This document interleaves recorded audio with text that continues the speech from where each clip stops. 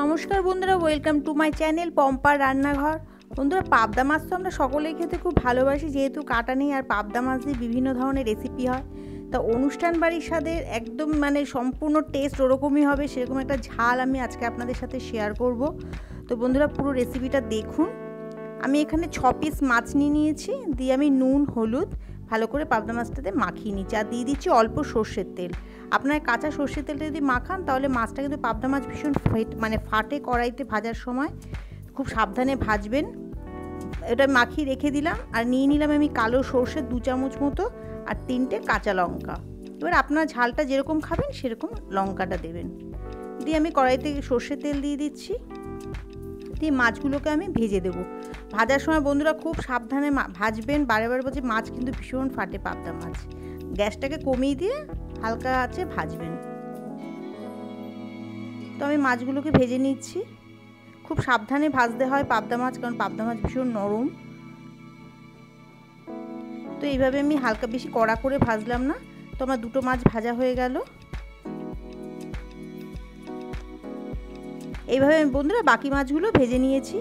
দিয়ে ওই তেলেতেই আমি দিয়ে দিলাম শুকনো লঙ্কা আর কালো জিরে একটু ফোড়ন, আর সর্ষে আর কাঁচা লঙ্কা যেটা বেটে রেখেছিলাম সেটা আমি এখন দিয়ে দিলাম। দিয়ে নুন হলুদ পরিমাণ মতো দিয়ে দিচ্ছি। আমি সর্ষে বাটার সময় অল্প নুন দিয়েছিলাম যাতে তেতো না হয়ে যায়, এখন আমি পরিমাণ বুঝে নুনটা দিলাম। তো ভালো করে কষাকে দিয়ে দিলাম আমি জিরে গুঁড়ো, আর জাস্ট কিচ্ছু লাগবে না, এই দুটো উপকরণ দিয়ে এত দারুণ টেস্টি একটা পাবদা মাছের ঝাল হবে, যেটা অনুষ্ঠান বাড়িকেও হার মানাবে। এইভাবে বন্ধুরা একবার বাড়িতে অবশ্যই ট্রাই করবেন।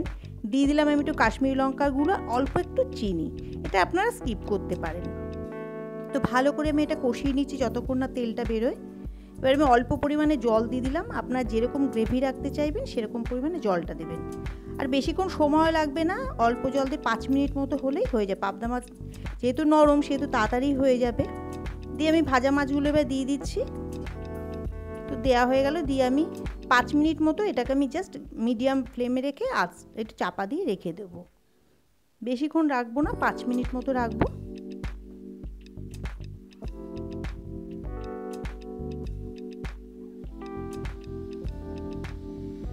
5 মিনিটের জন্য ঢাকা দিলাম।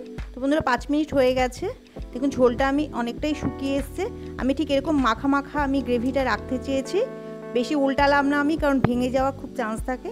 তো হয়ে গেল বন্ধুরা পাবদা মাছের ঝাল। প্লিজ বন্ধুরা এই রেসিপিটা অবশ্যই বাড়িতে একবার ট্রাই করবেন, ভালো লাগলে আমাকে জানাবেন। আর আমার চ্যানেলটিকে বন্ধুরা সাবস্ক্রাইব করতে প্লিজ ভুলবেন না। ভালো থাকবেন, সুস্থ থাকবেন। আমি ফিরে আসবো আবার অন্য কোনো রেসিপি নিয়ে।